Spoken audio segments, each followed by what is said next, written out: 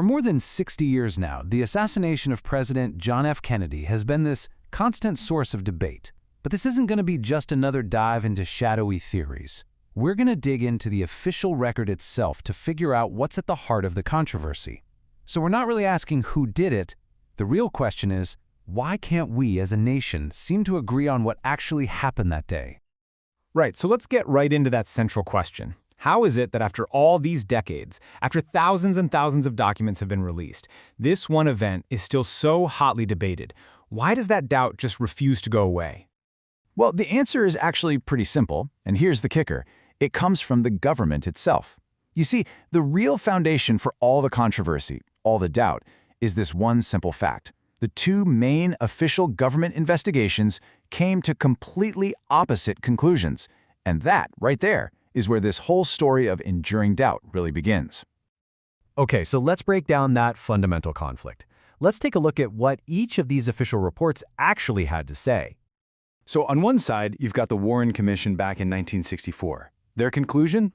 It was clear-cut, definitive. Lee Harvey Oswald was a lone gunman. Period. End of story. But then, fast forward 15 years. The House Select Committee on Assassinations, or HSCA, takes a fresh look at everything. And their conclusion? Kennedy was probably assassinated as the result of a conspiracy. The government itself officially contradicted its own original finding. It's just wild. Now, here's where it gets really interesting. The HSCA kind of created what you might call a conspiracy vacuum. I mean, they said, yeah, probably a conspiracy, but then they were really specific about who was not involved, at least at an organizational level. They went down the list and cleared the Soviet government, the Cuban government, the Secret Service, the FBI, the CIA, and even the National Organized Crime Syndicate as a whole. And this is such a critical point. The committee left a huge door wide open. They specifically said they could not rule out that individual members of organized crime or people from anti-Castro Cuban groups were involved. That little detail is everything. It shifts the focus away from these grand state-level plots and points it right at smaller, angrier, rogue elements. Okay, so to really get why the HSCA even went down the conspiracy road, you have to understand the absolute cornerstone of the lone gunman theory. It all comes down to a single bullet. Officially, it's called Commission Exhibit 399, but you probably know it by its more famous name, the magic bullet. And for the lone gunman theory to hold water, this one single bullet has to do an unbelievable amount of work. So get a load of this bullet's supposed journey. The Warren Commission says this one bullet enters Kennedy's back, exits his throat, and then keeps going, hitting Governor John Connally, who's sitting right in front of him. It then enters Connally's back, blows out of his chest, completely shatters his wrist, and finally comes to a rest in his thigh.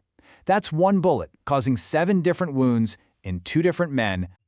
So, what's the big deal? Well, the problem is the bullet itself. You know, what it looked like after this supposed incredible journey. Critics almost instantly dubbed it the pristine bullet, just because of how little damage it had. It just looked way too perfect. And this table right here just lays out the whole paradox so clearly. On the left, you've got all the chaos this bullet supposedly caused. I mean, going through clothes, tissue, pulverizing a rib, shattering a wrist bone. And then on the right, the actual bullet they found. It's described as nearly pristine, with hardly any deformation and very little mass lost. For a lot of investigators, the basic physics of it just doesn't seem to make sense. And it's not just about the physics, it's also about the testimony. Governor Connally himself was absolutely adamant that he was hit by a different bullet than the one that first hit Kennedy. He testified that he heard a shot, started to turn, and then he was hit seconds later. But for the single bullet theory to work with Oswald's rifle, both men had to have been hit by the same bullet, all within a 1.66 second window. You've got a direct conflict between what a key victim remembers and the official timeline. The controversy just keeps building. Beyond the bullet, it gets even deeper when you start looking at the medical evidence. And honestly, this is probably the most compromised part of the entire investigation. What you're seeing here is a huge disagreement between the doctors who first treated the president and the ones who did the official autopsy. The doctors at Parkland Hospital in Dallas, the ones who literally fought to save his life, they first described the wound on his throat as a likely entrance wound. They also saw a massive wound on the back of his head. But the official autopsy done later at Bethesda Naval Hospital said, nope, the throat wound was an exit, and the big head wound was also an exit, but on the side.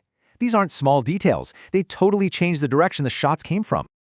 So why all these discrepancies? Well, the forensic protocol was, to put it nicely, a complete disaster.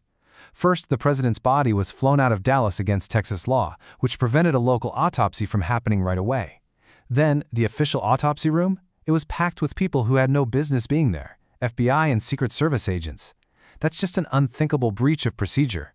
And then there's the most shocking failure of them all. In 1966, the president's brain, which had been preserved for more study, just went missing from the National Archives. Vanished. So look, the missing brain isn't just some morbid, creepy detail. Here's why it matters so much. It means we can never use modern forensic science to definitively prove the path of the bullet that killed President Kennedy.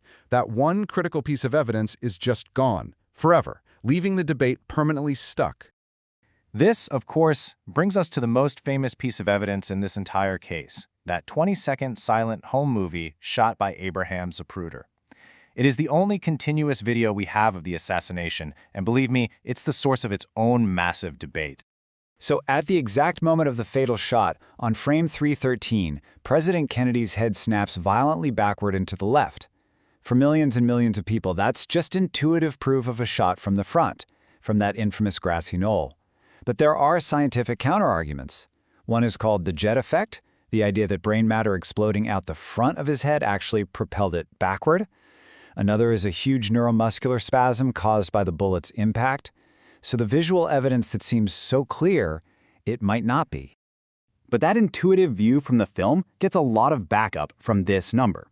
Over 50 eyewitnesses in Dealey Plaza that day said they heard or even saw shots coming from the Grassy Knoll area. That is a significant number of people, all pointing to a second shooter.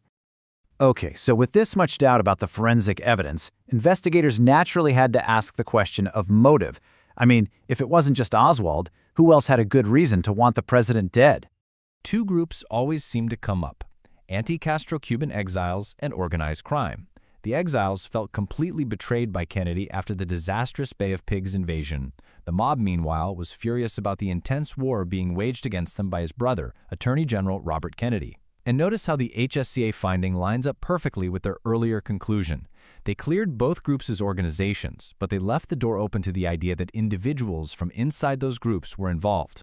And this is where things get even murkier. We now have documented proof that within just 24 hours of the assassination, a CIA-funded anti-Castro group started spreading disinformation to pin the blame on Fidel Castro. This is a classic spy tactic. Create a false sponsor to throw everyone off the real trail. The fact that an agency tied to the US government was actively manipulating the story from the very start, well, that gives a ton of weight to theories about a cover-up. So after going through all this, the conflicting reports, the weird forensic paradoxes, the totally compromised evidence, what's the final verdict? Why is this doubt just so persistent? Well, the doubt hangs around because the official record is just full of these conflicts you just can't reconcile. You've got the paradox of the pristine magic bullet, you have this labyrinth of confusing medical reports, and of course the president's brain just vanishing. And then you have that powerful visual from the Zapruder film clashing with these really complex scientific theories. The point is, the doubt isn't just based on wild speculation, it's rooted in these deep, deep inconsistencies inside the government's own evidence. And really, that's why this whole thing just never goes away. It's not fueled by a lack of evidence, but by an overload of contradictory evidence. And it all comes straight from the official record. And it leaves us with a question that's way bigger than what happened on November 22nd, 1963. When the official story has this many holes, what are you supposed to believe? And maybe, just maybe, the more important question is, who are you supposed to trust?